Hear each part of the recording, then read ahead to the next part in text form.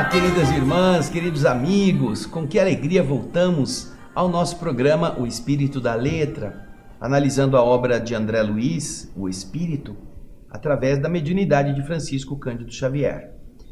Vamos dar hoje continuidade ao capítulo 18, que fala sobre o sexo e o corpo espiritual. Começamos na semana passada, abordando essa tão importante explicação de André Luiz, que nos faz remontar às estruturas da formação do ser humano, lá na mônada, desenvolvendo as duas ambiências, masculina e feminina, seja pela reprodução assexuada ou pela reprodução sexuada, e assim o estágio vai levando o ser a desenvolver-se nestas duas áreas. Agora, no final do programa passado, nós vimos que tudo isso está voltado para a complementação da identidade do espírito através da modificação do seu sentimento, da evolução do seu estado emocional. Então, hoje nós vamos dar continuidade, vamos terminar o capítulo 18, fazendo a mesma coisa que fizemos no anterior e nos programas passados. Nós temos o resumo, você acompanha o resumo que eu fiz, para realçar o núcleo do assunto naquele subtítulo, e depois a gente vai ler o subtítulo na sua integralidade, ok? Então, vamos então ao subtítulo Evolução do Amor, que vai começar o programa de hoje. Preste atenção aí, o resumo que nós vamos ler para você. Com o desenvolvimento do instinto e com o afastamento da animalidade absoluta, o homem encontra o amor como uma forma mais elevada para sua integração com a humanidade, tanto para aqueles que se verticalizam na virtude, como para aqueles que se horizontalizam na inteligência. Aqui André Luiz vai fazer uma separação. A busca a compreensão do instinto e a transmutação dele em amor vai fazer efeito, seja nos homens que se verticalizam, que se elevam através da virtude, seja naqueles que usam a inteligência para conseguirem realizar seus projetos. Estão somente na parte da horizontalidade, né? Então ele vai continuar aí, olha. Naqueles que buscam a elevação da virtude, o amor se ilumina e purifica, apesar de ainda ser instinto sexual de natureza mais nobre, e mantendo-se as forças superiores em ascensão para Deus. Os que se elevam em virtude, ainda que tenham desejos sexuais, necessidades sexuais, fazem isso de uma forma mais nobre, eles se abastecem de forças superiores para canalizar o instinto da sexualidade dentro dessa verticalidade amorosa. Mas agora vamos ver o que André Luiz fala na sequência. Naqueles que preferem a horizontal da inteligência, quando as emoções se complicam, o amor se modifica em instinto sexual, em constante exigência de satisfação imoderada do eu. Uma satisfação que ele quer ser, ele quer se satisfazer, ele quer criar condições para ele ser feliz. Então, a verticalidade leva o homem para cima e a horizontalidade mantém o homem no padrão da sua própria inferioridade. Da mesma forma que a psicanálise entende o sexo como a busca do prazer, uns procuram sublimar essa procura almejando o prazer da criação, naqueles que querem a virtude, identificando-se com a origem divina do universo. Enquanto que os outros procuram o prazer desenfreado e ególatra da sua própria autoadoração. Eles querem se satisfazer apenas. Uns querem o prazer de se elevarem através da aproximação com a sua origem divina, aqueles que se verticalizam na virtude. E outros que se prendem apenas ao exercício intelectual, eles buscam o prazer desenfreado e egoísta da sua própria autoadoração. Os primeiros aprendem a amar a Deus, amar com Deus, e os segundos aspiram a ser amados a qualquer preço. A energia sexual própria da vida gera cargas magnéticas que são potenciais de atração do sistema psíquico de cada um e que, ao se acumularem, interferem em todos os campos sensíveis da alma, produzindo dificuldades de comando de outros mecanismos internos, como uma usina desajustada e sem controle.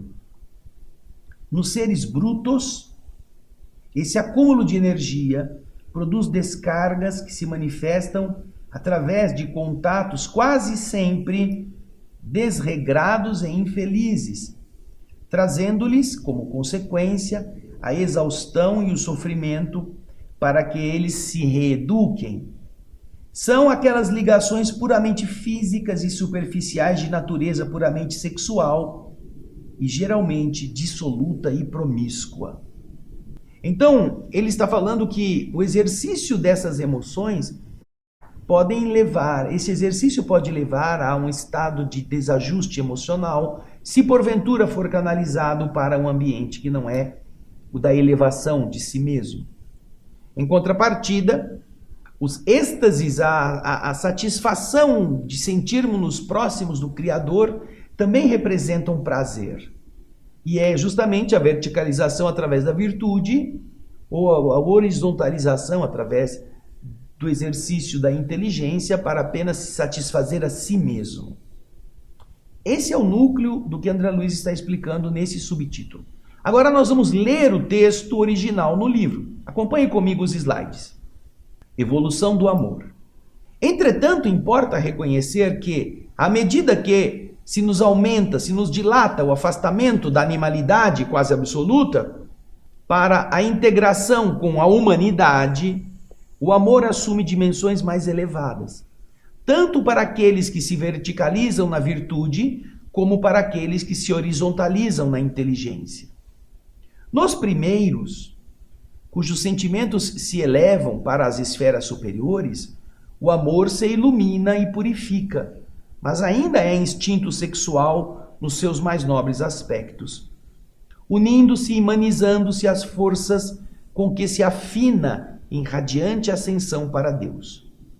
Nos segundos, os da inteligência, cujas emoções se complicam, o amor se requinta, se exagera, se torna extravagante, modificando-se o instinto sexual em constante exigência de satisfação sem limites do próprio eu. De conformidade com a psicanálise, que vê na atividade sexual a procura incessante de prazer, concordamos em que os que se elevam na virtude, na própria sublimação, buscam o prazer da criação, identificando-se com a origem divina do universo, enquanto outros se fixam no encalço, na busca do prazer desenfreado e egoístico da autoadoração. Os primeiros aprendem a amar com Deus. Os segundos aspiram a ser amados a qualquer preço. A energia natural do sexo, própria, que está naturalmente exudando, é como a expressão da própria vida em si, essa energia natural gera cargas magnéticas em todos os seres, pela função criadora de que ela se reveste.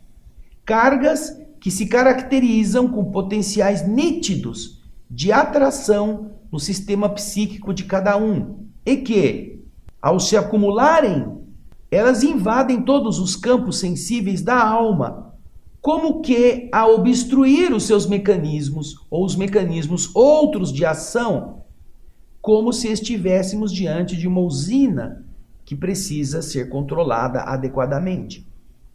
No nível dos brutos, ou daqueles que se avizinham dos brutos, a condição dessa brutalidade, a descarga de semelhante energia se efetua indiscriminadamente, através de contatos quase sempre desregrados e infelizes, que lhes carreiam, que lhes produzem, em consequência, a exaustão e o sofrimento como processos educativos. Quanto mais embrutecido é o ser, mais ele vai querer extravasar a emoção, o prazer e querer mais prazer, e ele vai se degradando. E ele vai buscando emoções cada vez mais. É aquilo que a droga produz, a tolerância. A primeira dose causa euforia. A segunda vez que se usa, a euforia é menor. Na terceira vez, já não é mais interessante e ela pede uma quantidade maior para dar o mesmo resultado. E assim, como o prazer está na droga, está na comida ou está no sexo, também as emoções que o bruto sente no primeiro contato sexual não são as mesmas da segunda ou da terceira vez, e ele vai começar a fazer outras experiências, vai procurar mais emoções, vai buscar outras novidades e geralmente vai se desajustar, porque esta carga energética vai desajustar essa usina e ele vai precisar sofrer para se educar. É isso que ele está falando. Agora nós vamos para as consequências disso, que ele aborda no subtítulo seguinte, falando sobre a poligamia e a monogamia. Vamos ao resumo. Quanto mais primitivo é o ser, mais ele se perde no consumo das forças de modo leviano, através dos contatos físicos excitantes, mas vazios em termos de magnetismo trocado. Porque a expressão sexual não é apenas o gozo hormonal, é também a integração vibratória dos seres que se aproximam na intimidade.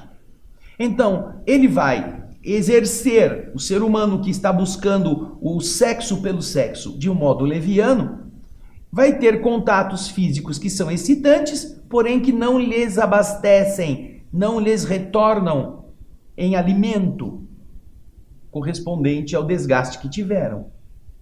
Quanto mais o ser se eleva, ele passa a buscar essa integração magnética, além da troca sexual, desenvolvendo o dom de amar e construindo programas de trabalho que lhe garantam a elevação a planos superiores. Nesta fase, já com outro objetivo, não é? O instinto sexual só se satisfaz pelo contato com outro ser que demonstre plena afinidade, porquanto a liberação de sua energia, que lhe equilibra o campo emotivo, solicita compensação de força semelhante, de força igual, na escala das vibrações magnéticas trocadas, na escala dessa troca de emoções.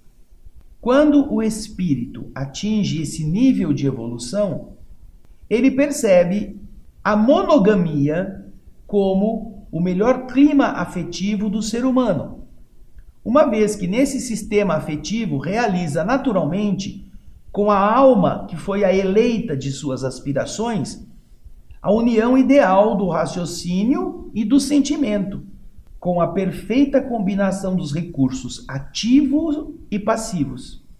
Nessa condição, passa a ser não só o criador de outros corpos, como também gerador de grandes obras do coração e da inteligência, por meio das quais possibilita a materialização de beleza, a materialização do amor, da sabedoria e da glória espiritual que incessantemente vertem da criação divina.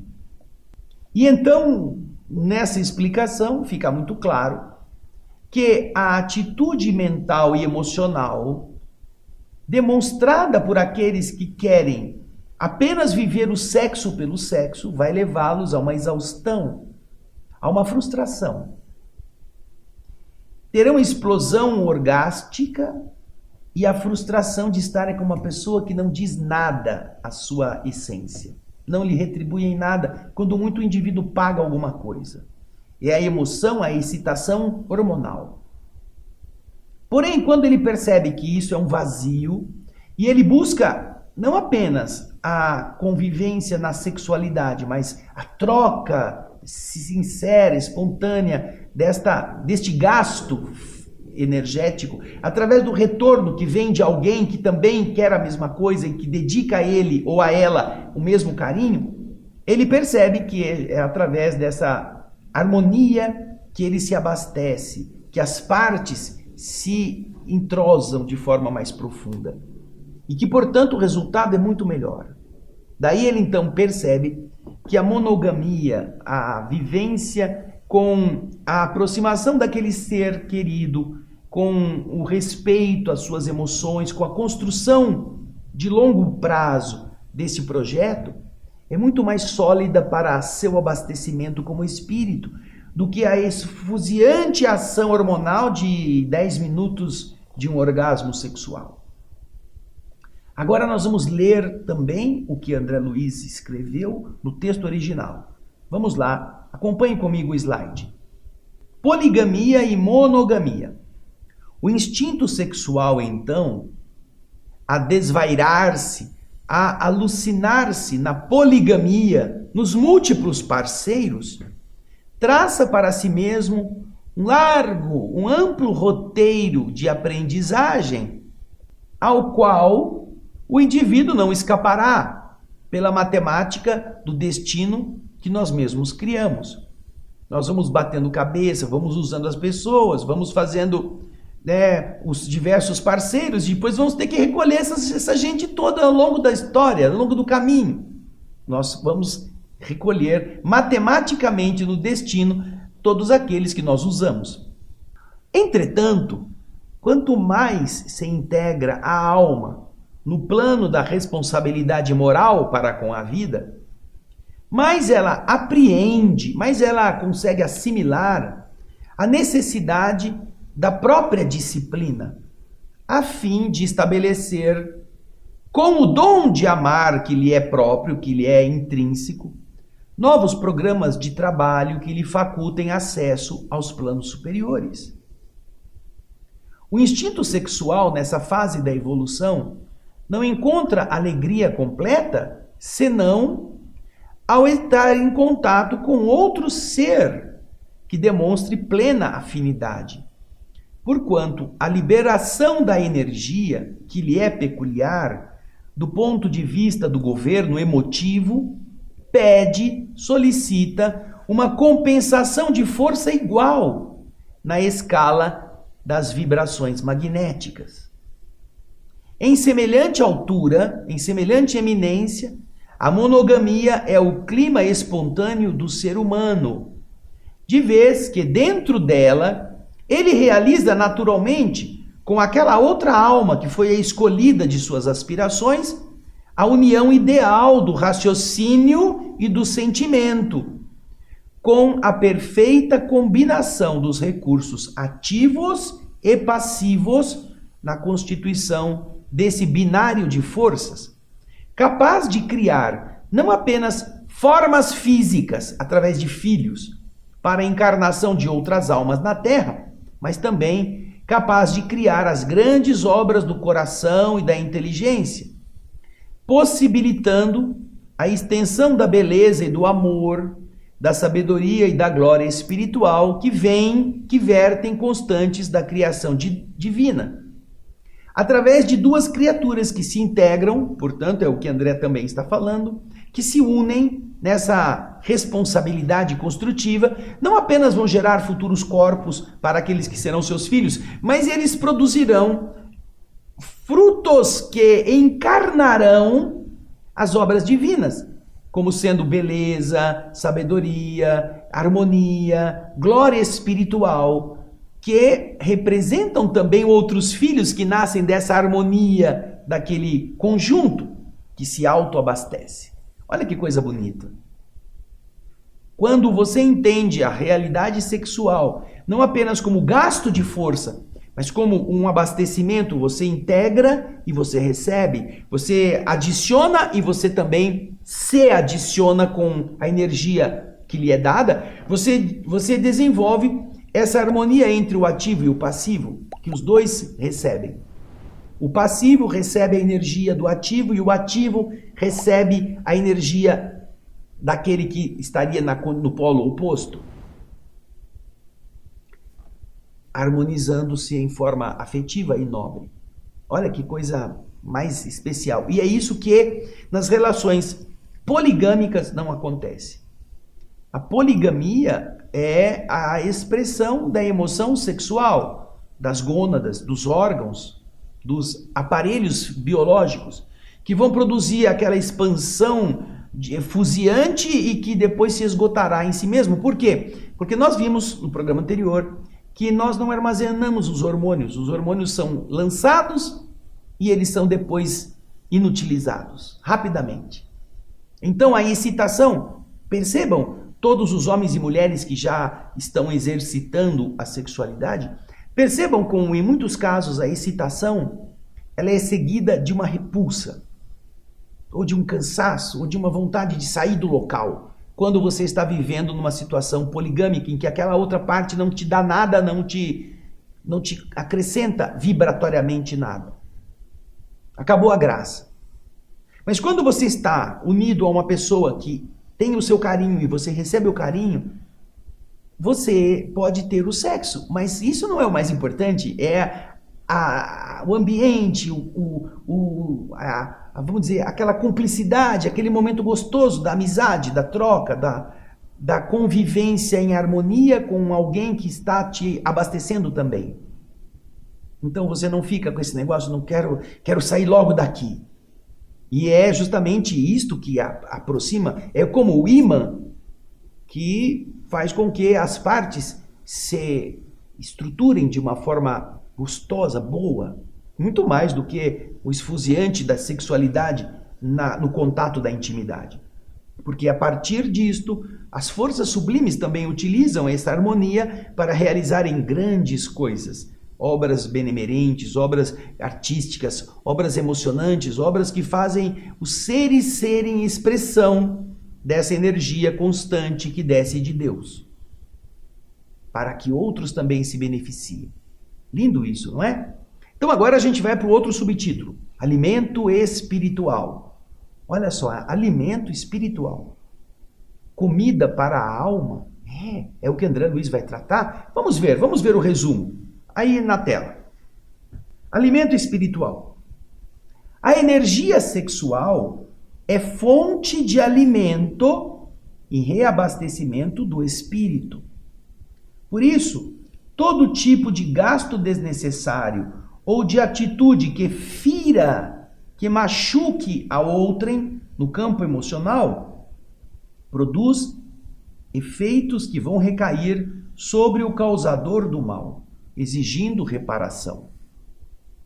Isso acontece porque o instinto sexual não é apenas agente reprodutivo, mas, acima de tudo, ele é o reconstituinte das forças espirituais, pela qual as criaturas encarnadas ou desencarnadas se alimentam mutuamente, na troca de raios psíquico-magnéticos que lhes são necessários ao progresso. Pessoas elevadas que já aprenderam a divinizar o instinto sexual se unem a espíritos glorificados, identificando-se nessa busca divina e deles recolhendo as cargas magnéticas sublimadas, por eles próprios liberadas no êxtase espiritual. Eles liberam isto e também recebem destes espíritos mais elevados. Por outro lado, as almas primitivas comumente lhe gastam a força em excessos que lhes impõem duras lições. Gastam a força sexual nos excessos.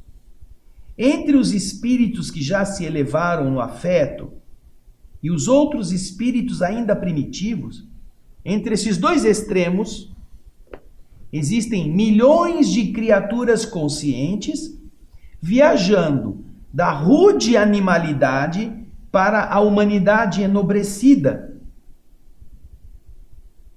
Almas estas, criaturas estas, em muitas ocasiões, se atiram a experiências menos dignas, privando a companheira ou o companheiro do alimento afetivo, psíquico mencionado, a comunhão sexual que lhes abastecia. E, se a parte que foi desprezada, se a parte que foi lesada nessa troca, nesse alimento psíquico trocado, se ela não possuir equilíbrio suficiente em seus valores morais, podem surgir longos processos de desequilíbrio ou de delinquência. Desequilíbrio ou delinquência, por falta da afetividade que lhe foi negada, seja pelo homem ou pela mulher, que passou a desenvolver suas emoções com terceiros. Quando a gente vê aqueles surtos de pessoas enciumadas, com faca, com revólver, indo matar, indo se vingar, você vê ao nível que chega o desequilíbrio emocional. Nos capítulos anteriores, em alguns deles, agora eu não me recordo qual é o específico, mas nós vamos aprender que, e não faz muito tempo, não sei se é o capítulo 14, 15, André Luiz fala que nós aprendemos no mineral a quimiossíntese. Depois a gente já se alimenta no vegetal através da biossíntese. E no reino animal inferior, nós também alimentamos-nos da quimiossíntese e da biossíntese. Mas quando a gente chega no reino hominal, a gente, além de usar a quimiossíntese para se alimentar, a biossíntese comendo outras vidas que foram elaboradas e sintetizando essas formas de alimento em nosso organismo, nós também nos abastecemos de uma coisa que ele chama de mentossíntese. Síntese mental. Nós produzimos energia e recebemos energia, nós trocamos. E isto está muito declarado, muito bem marcado na emoção. Então, aquilo que a pessoa sente saudade é justamente a falta da comida vibratória. A saudade é o nome poético que expressa a falta que alguém faz, mas não por causa da sua fisicamente presença, da sua estrutura carnal, mas por falta daquilo que ela representa. Então é muito comum que pessoas que estão distantes, para diminuírem esta fome espiritual, se agarrem a objetos daquela pessoa que partiu. Sejam roupas, sejam utensílios de uso comum, sejam mesmo brinquedinhos, bonecos, que o pai ou a mãe guardam no coração para sentir um pouco da vibração daquele ser, ou que morreu, ou que foi embora para um estudo num outro país, ou que se afastou por uma ruptura emocional.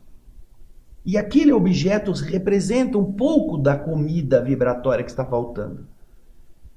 É muito importante pensar sobre essa questão. O alimento espiritual, que alguns vão buscar fora de casa, nas emoções do sexo, e que, por causa disso, não compartilham as emoções com aqueles que ficaram no ambiente da família, pode produzir desajustes de comportamento, podem produzir loucuras.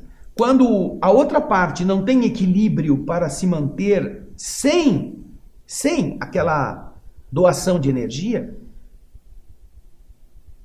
pode haver desajustes graves, doenças mentais, causadas exatamente por aquele ou por aquela que deixou de cumprir suas necessárias trocas afetivas ou emocionais. É muito importante pensar sobre essas questões. Às vezes isso se dá, sabe como?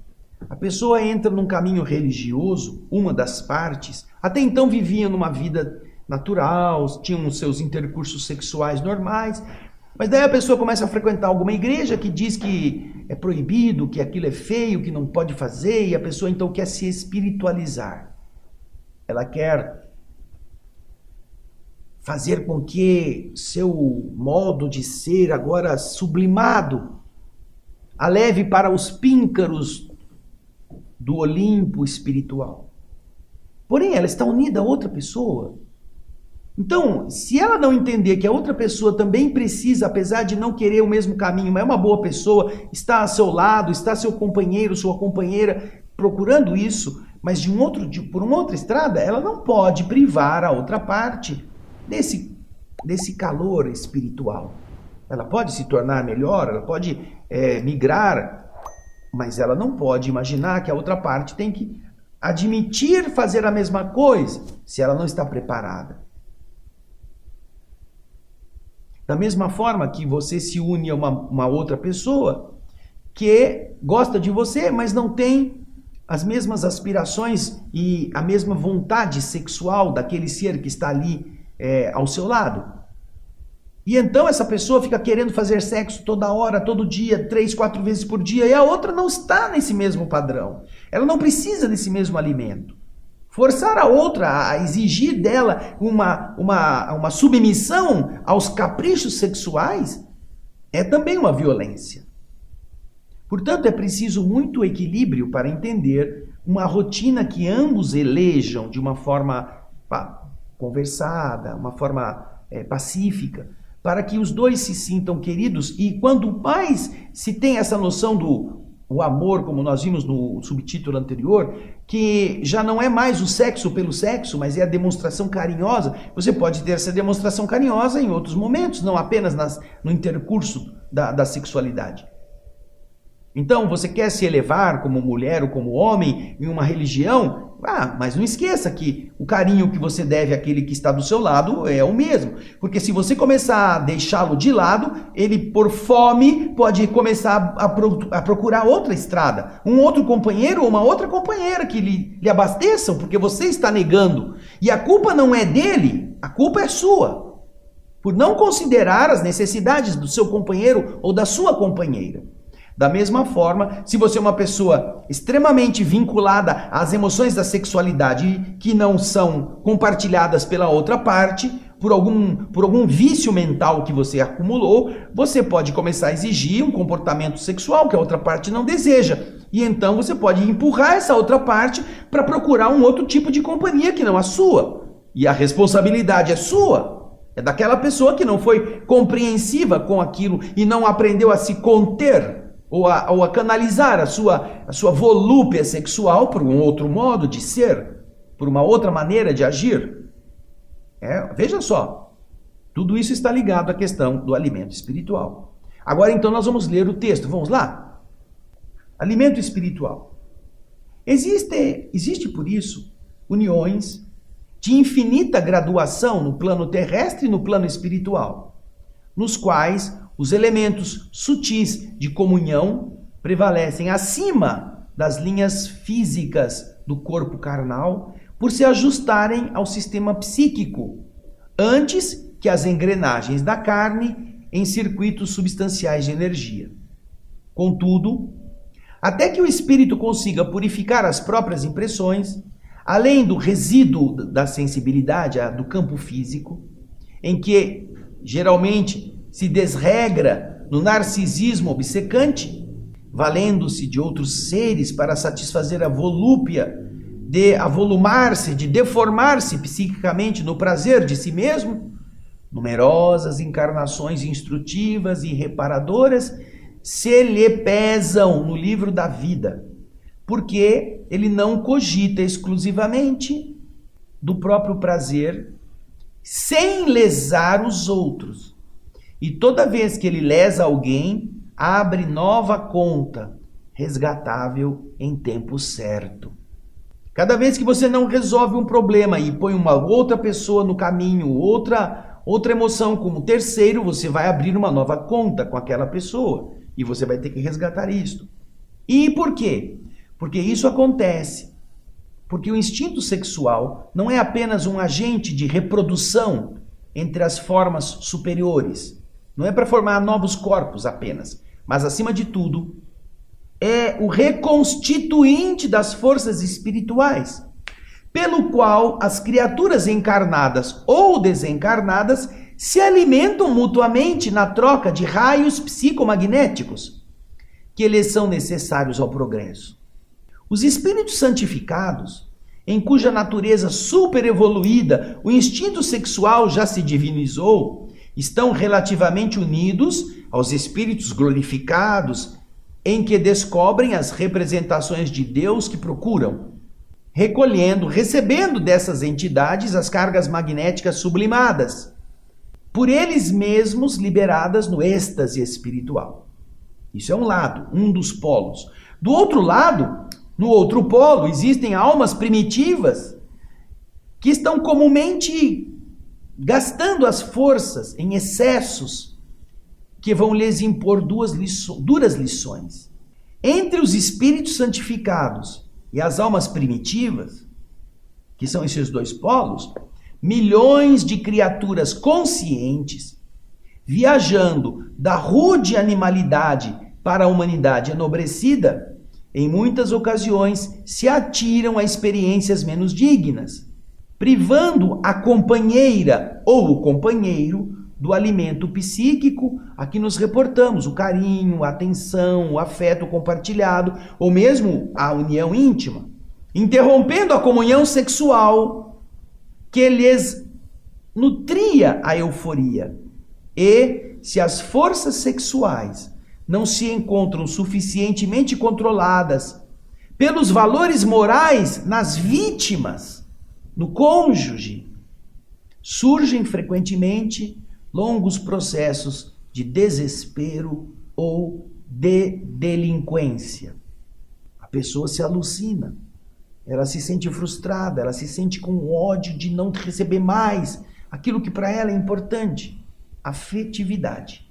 E a troca do alimento da sexualidade como uma demonstração de que a outra pessoa é importante para aquele com quem ela, ou para aquela com quem ele se uniu.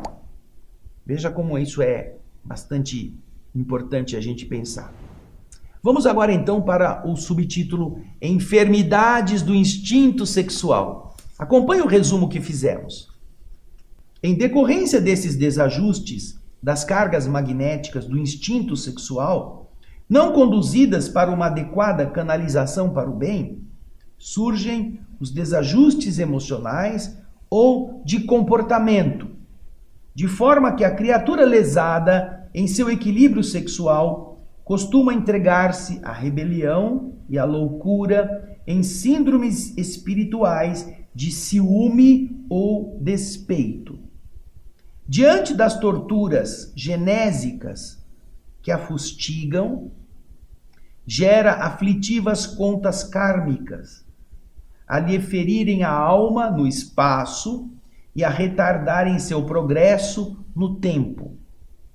Aí nascem as psiconeuroses e um grande número de distúrbios físicos e emocionais que a ciência psicológica chama de desajustes do instinto sexual. Sem saber essa ciência psicológica, sem saber como medicá-los com eficiência.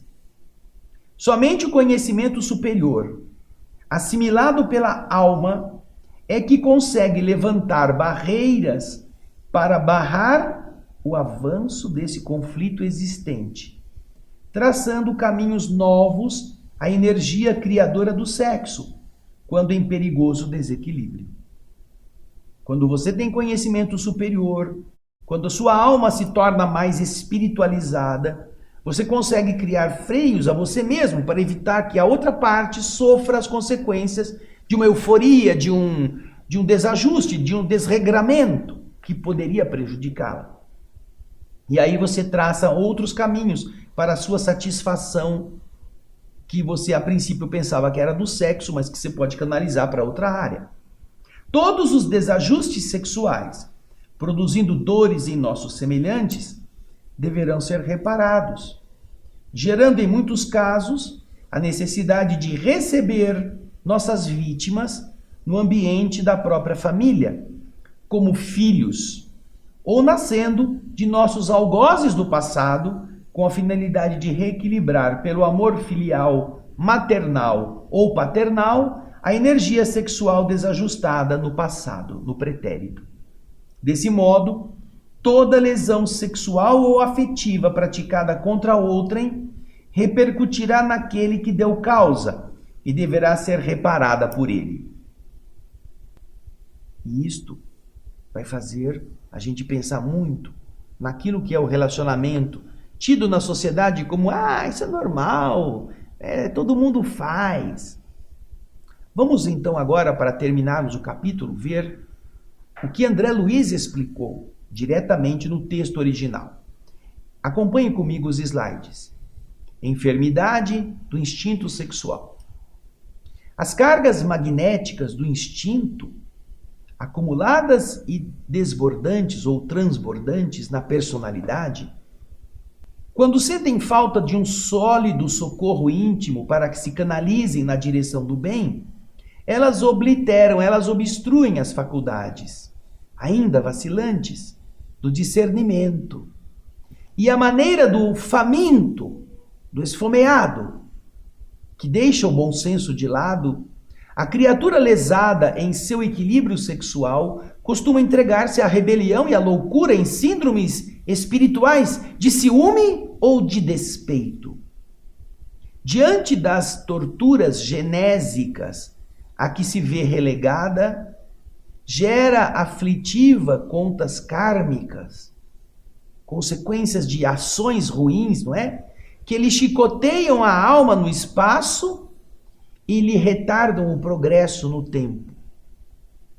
Daí nascem as psiconeuroses, os colapsos nervosos decorrentes do trauma nas energias, nas sinergias do corpo espiritual. Nascem as fobias numerosas, a histeria de conversão, a histeria de angústia, os desvios da libido, a neurose obsessiva, as psicoses e as fixações mentais diversas que originam na ciência de hoje as perguntas e os conceitos da psicologia de profundidade na esfera da psicanálise, que identifica as doenças ou os desajustes do instinto sexual, sem, porém, oferecer a eles uma medicação adequada. Porque medicação adequada apenas o conhecimento superior, gravado na própria alma, pode opor barreiras à extensão do conflito existente, traçando caminhos novos à energia criadora do sexo, quando em perigoso desequilíbrio. Desse modo, por semelhantes rompimentos dos sistemas corpo espiritual e corpo físico, harmonizados em trocas de cargas magnéticas afins no terreno da sexualidade física ou exclusivamente psíquica, é que múltiplos sofrimentos são contraídos por nós todos no decurso dos séculos. Porquanto, se nós construímos inquietações e problemas nos outros com o instinto sexual, é justo venhamos a solucioná-los em ocasião adequada, recebendo como filhos e associados do destino, entre as fronteiras domésticas, todos aqueles que constituímos como credores do nosso amor e de nossa renúncia, atravessando muitas vezes padecimentos indescritíveis, para assegurar a estes que foram nossas vítimas o refazimento preciso. Compreendamos, portanto, que o sexo reside na mente, que se expressa no corpo espiritual e, consequentemente, no corpo físico, como um santuário criativo de nosso amor perante a vida. E em razão disto, ninguém vai zombar do sexo, desarmonizando-lhe as forças, sem enganar, sem ludibriar e desarmonizar a si mesmo. Todos teremos que pagar essa conta, nas dores, nas frustrações que geramos nos outros, de uma forma ou de outra. Cedo ou tarde, nós teremos que andar no trilho e pôr de volta no trilho aqueles que nós jogamos do trem porque não queríamos mais. É muito importante pensar sobre isso. Sexo e corpo espiritual. Pense nisso. Não se arvore, não se enverede por caminhos que vão ser apenas da emoção sexual, desprezando a afetividade das pessoas. Lembre-se que cada pessoa que você põe na sua vida, pelo sexo, pela aproximação da intimidade, é uma nova conta que você abre no seu destino. E essa conta você vai ter que pagar. Na semana que vem vamos para o capítulo 19, Alma e Reencarnação. Mas já vai lendo, tá bom? Não fica me esperando não.